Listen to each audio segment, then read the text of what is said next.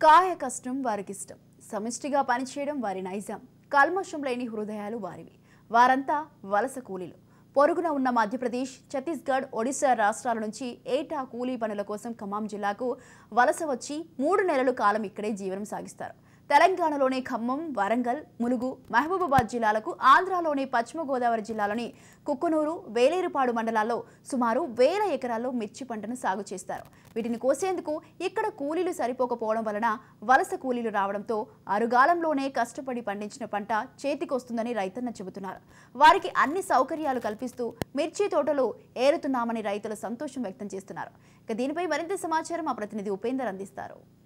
రాష్ట్రాల్లో పని దొరక్క ఇబ్బందులు పడుతున్న వారికి పొరుగునున్న రాష్ట్రాలు మాత్రం పని కల్పిస్తూ భరోసా కల్పిస్తున్న పరిస్థితి కనిపిస్తుంది. తెలంగాణ జిల్లాలకు సరిహద్దుగా ఉన్నటువంటి ఛత్తీస్గఢ్, మధ్యప్రదేశ్, ఒరిస్సా రాష్ట్రాల నుంచి వలస కూలీలు మాత్రం బాటపడుతున్న పరిస్థితి కనిపిస్తుంది. ప్రధానంగా ఖమ్మం జిల్లా సరిహద్దుగా ఉన్నటువంటి ఛత్తీస్గఢ్, మధ్యప్రదేశ్ కూలీలు మాత్రం రోజువారీ మిరపతోట పనులకైతే వస్తున్న పరిస్థితి కనిపిస్తుంది. రాష్ట్రంలో కనీసం పనులు దొరకని నేపథ్యంలో పిల్ల పాపలతో ఇక్కడికి వచ్చి వారైతే పనులు చేస్తున్న పరిస్థితి కనిపిస్తుంది. ప్రధానంగా ఇప్పటికీ తెలంగాణ రాష్ట్రంలో ఉన్నటువంటి ప్రధానంగా ఖమ్మం, వరంగల్, మహబూబాబాద్ జిల్లాలో ఉన్నటువంటి ప్రజలకైతే అటు పొరుగునున్న రాష్ట్రాల ప్రజలైతే అంటే మిరపతోటల పనులకు వచ్చి అయితే తమ జీవనాన్ని అయితే గడుపుతున్న పరిస్థితి కనిపిస్తుంది. ఇప్పటికే వందల సంఖ్యలో తమ కుటుంబానికి సంబంధించినటువంటి పిల్ల పాపలతో సహా ఇక్కడ తోటల్లో వచ్చేసే పనులు చేస్తున్న పరిస్థితి కనిపిస్తుంది. ఇక్కడ ఏదైతే మిరపతోటలో పనిచేస్తున్న వలస కూలీలకు ఇక్కడ ఉన్నటువంటి రైతులు కూడా భరోసా కల్పిస్తున్నారు. వారికి కావాల్సినటువంటి ఏదైతే తాగునీటి వసతి సౌకర్యాలు కల్పిస్తూ వారిని అయితే తమ కూలీల్లో అంటే కూలీ పనులు కల్పిస్తూ వారికి వృత్తిని అయితే కల్పిస్తున్న పరిస్థితి కనిపిస్తుంది. ఈ నేపథ్యంలో కొంతమంది వలస కూలీలు మనతో ఉన్నారు. వారిని అడిగి అసలు ఎక్కడి నుంచి వచ్చారు ఏంటి అనే విషయాన్ని వారి మాటలో అడిగి తెలుసుకుందాం. कहाँ से तक आए तुम? मध्य प्रदेश एमपी। वहाँ काम नहीं मिलता? काम नहीं मिलता, जात नहीं, बस मजदूरी करते बस। कितने रेट की? नहीं मतलब कि मजदूरी करके हम रोजगार करते पेट भरते। मतलब हमारे पास कोई जमीन नहीं है, बस छोटी छोटी बस झोपड़ी, उसमें क्या गुजर बसता होता है। मतलब जे इधर काम अच्छा मिलता है तो वहाँ जाते हैं, इसे मजदूरी करते हैं। कितने जन है तुम्हारा?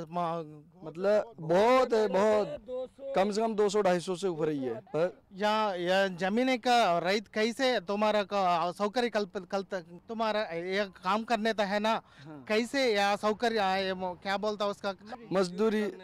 मजदूरी अच्छी है भाव, बढ़िया है मजदूरी। जैसे किसान बोलते हैं ऐसे मजदूरी करना पड़ता है।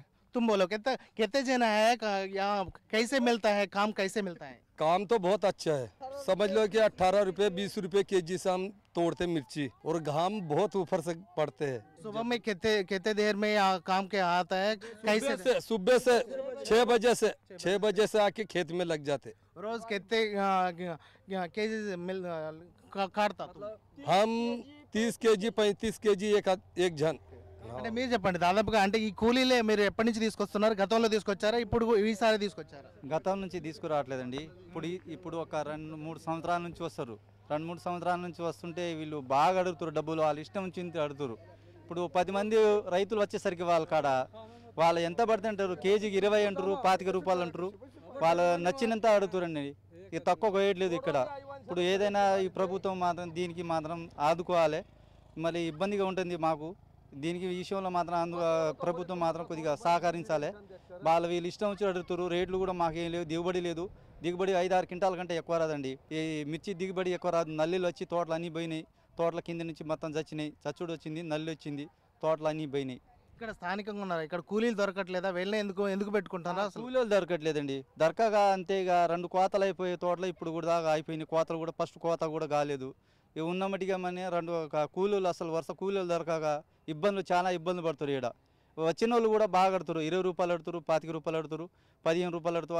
వారి నోటికి ఎంత వస్తే ఎంత అడుగుతారు కోయటానికి. అది రైతుకు ఏం గిట్టుబాటు కావట్లేదు. అంటే మీరు చెప్పండి, దాదాపుగా ఎన్ని ఎకరాలు వేశారు మీరు? ఎందుకు అంటే వీళ్ళు అంటే స్థానికంగా ఉన్న కూలీలు మీకు దొరకట్లేదా? దొరకట్లేదు. మేము 10 ఎకరాలు వేసినాం, కూలీల కోసమే తిరుగుతున్నాం. ఇప్పుడు తోట వేసి దగ్గర 4 నెలలు 5 నెలలు అయినా సరే కూలీలు దొరకనే తిరుగుతా ఉన్నాం. కూలీలు ఇక్కడ కోసి మంచి దగ్గర ఇక్కడ ఉన్నారని చెప్పేసి ఇక్కడ దాకా వచ్చేసింది. చాలా అటైడ్ ఉంది, మొత్తం తాలుగా అయిపోయింది, చేను మొత్తం కూడా తాలుగా అయిపోయింది. కూలీల కోసం తిరుగుతున్నాం. ఒక 4-5 మూటాలు ఇప్పుడు ఈ వర్ష కూలీలని అడిగేసినాం. అడిగేస్తే వాళ్ళు 20 రూపాయలు, 25 రూపాయలు, 30 రూపాయలు అడుగుతారు. గిట్టుబాటు కావట్లేదు.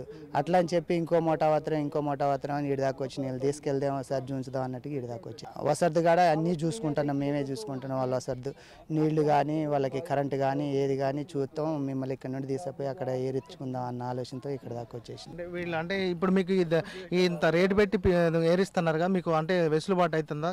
గిట్టుబాటు కావట్లేదు కానీ చాలా అసలు పెట్టిన పెట్టుబడులనే వస్తాయేమన్న ఆశ కోసం అల్ల బోధించుకోలేం కదా. ఖరాబ్ అయినా సరే వాళ్ళు 20-30 అడుగుతారు, అలా తాలిగా అయిపోతుంది. ఆ రేట్ వచ్చేసి రేటు పడట్లేదు. అయినా కానీ ఎట్లకట్లా ఏరించుకొని బయట వేసుకుందాం అన్న ఆలోచనతో వచ్చేసి మేము ఈ ప్రయత్నాలు చేస్తున్నాం అని చెప్పేసి అయితే రైతులు చెప్తున్నారు. ఖచ్చితంగా ప్రభుత్వం ఆ దిశగా కూడా ఏదైతే మిర్చి రైతులకు అదేవిధంగా వివిధ వ్యవసాయ పంటలు వేసినటువంటి రైతులను తమ ఆదుకోవాలని చెప్పేసి అయితే రైతులు కోరుతున్న పరిస్థితి ఇక్కడ కనిపిస్తుంది. ఇది ఇక్కడ పరిస్థితి. కెమెరా పర్సన్ నరసింహరావుతో ఉపేందర్, రాజ్ న్యూస్, ఖమ్మం.